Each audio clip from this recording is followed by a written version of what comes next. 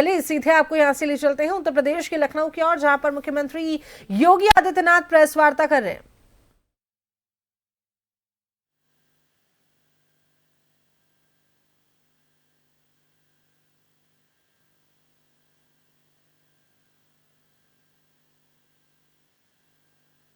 अभी कुछ ही समय पहले मुख्यमंत्री योगी आदित्यनाथ ने प्रेस वार्ता भी की और अब आज जो फैसलों की जानकारी जो है, आज जो कैबिनेट में जो फैसले हुए हैं उसकी फैसलों की जानकारी कैबिनेट मंत्री दे रहे हैं। लखनऊ में योगी कैबिनेट की आज बैठक हुई है और उस बैठक के बाद में क्या कुछ इसमें बैठक में अहम फैसले हुए हैं उसकी जानकारी साझा की जा रही है।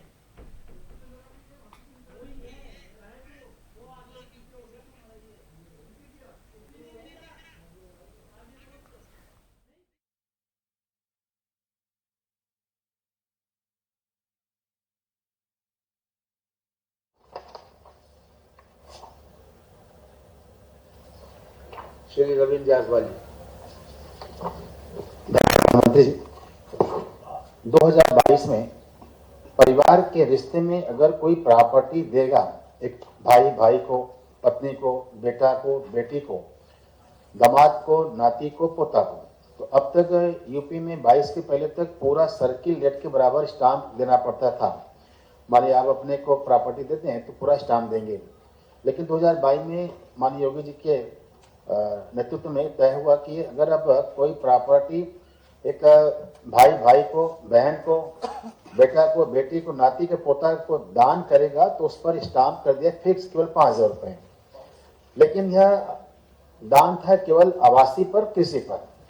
माना किसी के घर में अगर एक आध दुकान बना हुआ है, आटे की चक्की है, पान का दुकान है, चाय का दुकान है, तो स्टाम्प एक्ट में वहां आ जाता है कमर्शियल, तो वह उसको दान नहीं कर पाते थे क्योंकि वह एक्टिविटी वहां होती कमर्शियल। आज के बाद से वह व्यवसायिक गतिविधि वाले भी प्रॉपर्टी, उसको भी बेटा को, बेटी को, भाई को, बहन को, नाती को, पोता को अगर आप लिखेंगे तो उस पर स्टाम्प आप हो जाए केवल 5,000 रुपया।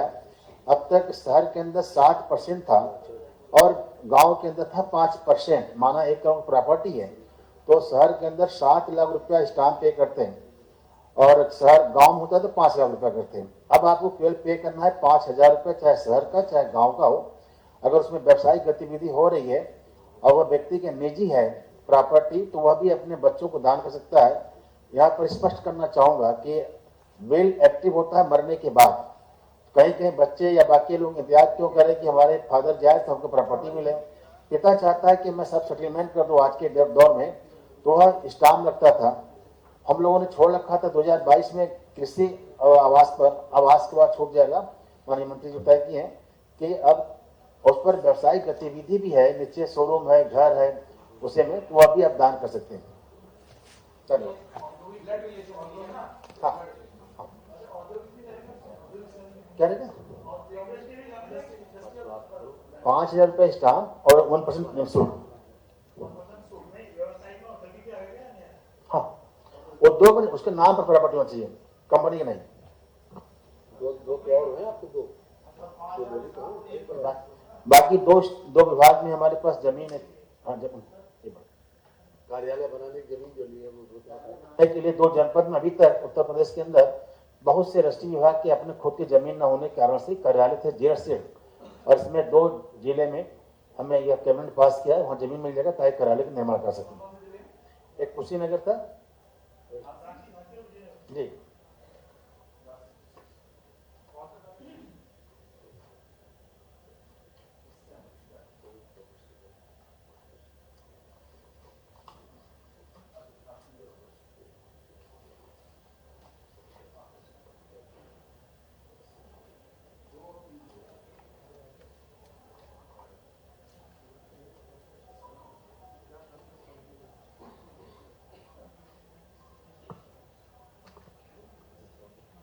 नेक्स्ट हो गया आपका पूरा, जायसवाल जी हो गया। नहीं है, श्री नंदी जी से कहेंगे जो आज मंत्री परिषद में क्रम संख्या 5 पर जो एक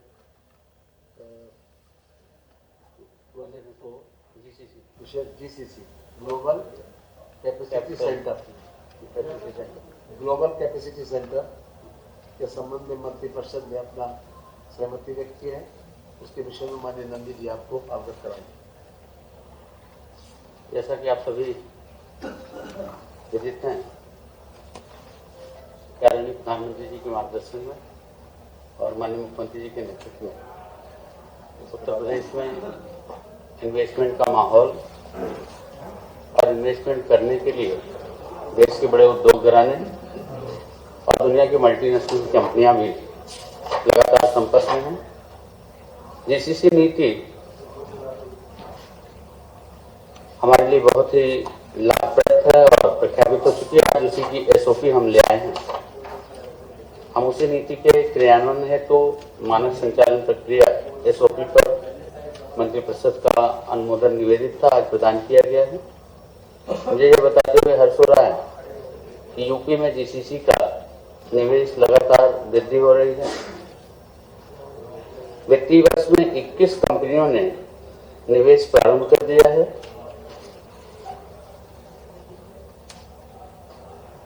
या तो निर्माण का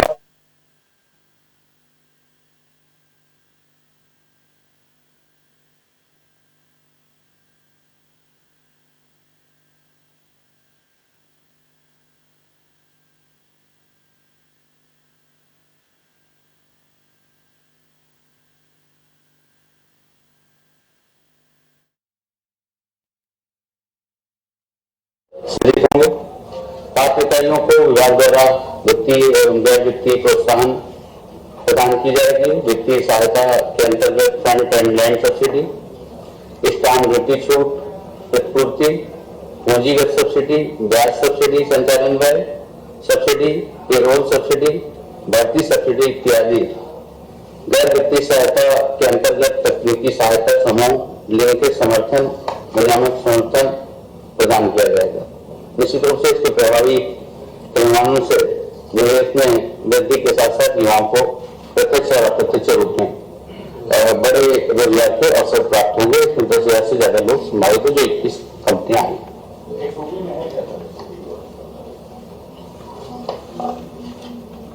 स्टैंडर्ड ऑपरेटिंग पॉइंट है, जैसे हम दे रहे हैं, हम दे या तो करने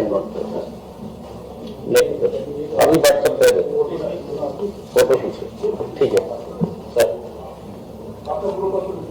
हाँ कंपनी का नाम है वो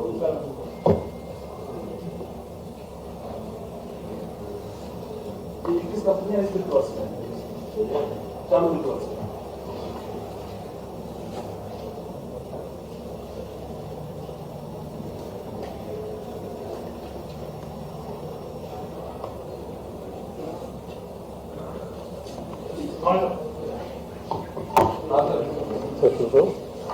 हाँ जी, मैंने योगेंद्र उपाध्याय जी 2 विषय आपके हैं, उसके बाद हम आपको।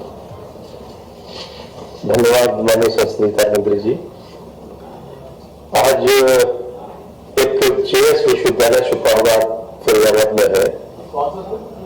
जेएस कौन सा नंबर है आपका? जो ये 12वां नंबर या 11वां नंबर है। 11-12 नंबर में 2 है हमारे।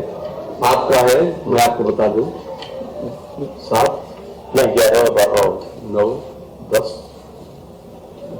एक 11 है, एक 12 है और एक 12। ये 11 है, 11-12। J for Japan, S for Saharanpur, शुक्रवार फरीदाबाद में है ये। इसकी स्थापना 2015 में हुई थी।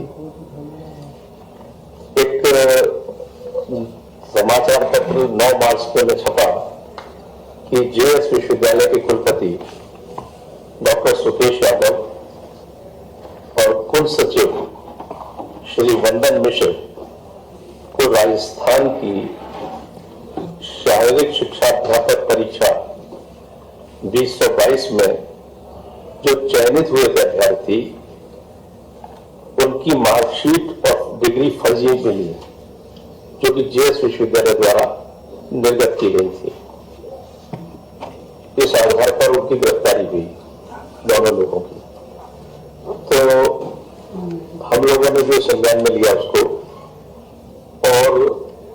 आपने अधिनियम की धारा 55(1) के अंतर्गत, 55(1) हाँ 55 उपधारा 1, जो उत्तर प्रदेश निजी विश्वविद्यालय अधिनियम 2019 है ना, उसकी धारा 55 की उपधारा 1 के अंतर्गत उच्च शिक्षा परिषद उत्तर प्रदेश की जो लखनऊ में स्थित है, उसके अवर सचिव के द्वारा जांच कराने के निर्देश किए गए। उनको जांच में अपेक्षित सहयोग नहीं मिला। वो जब जांच करने गए तो वहां पर मौजूदा जो विश्वविद्यालय के प्रशासनिक अधिकारी थे, उन्होंने कहा कि दोनों हमारे प्रमुख लोग जेल में हैं, जब जेल से छूट आएंगे तब हम आपको पत्रावली या साक्ष्य उपलब्ध करा पाएंगे। उन्होंने नोटिस चस्पा किया, तारीख भी दी, लेकिन उनका अपेक्षित सहयोग नहीं मिला। जब उनका अपेक्षित सहयोग नहीं मिला तो धारा 55(3) हमारे यहाँ पर है इसी अधिनियम में, 55 उपधारा 3, इसके अंतर्गत शासन स्तर पर जांच के आदेश हुए, जिसमें फिरोजाबाद के जिलाधिकारी को निर्देशित किया गया कि जांच कमेटी को गठित करके इसकी जांच करें। इसी बीच राजस्थान कर्मचारी चयन बोर्ड जयपुर, इनके अनुरोध पर उन्होंने उत्तर प्रदेश सरकार से अनुरोध किया, शासन से अनुरोध किया कि गृह विभाग द्वारा जांच कराई जाए। तो आर्थिक अपराध जो हमारे यहाँ पर एक शाखा है, उसके द्वारा जांच कराई गई। तो जो अधिनियम की धारा 55(1) में अवर सचिव की जांच आख्या प्राप्त हुई,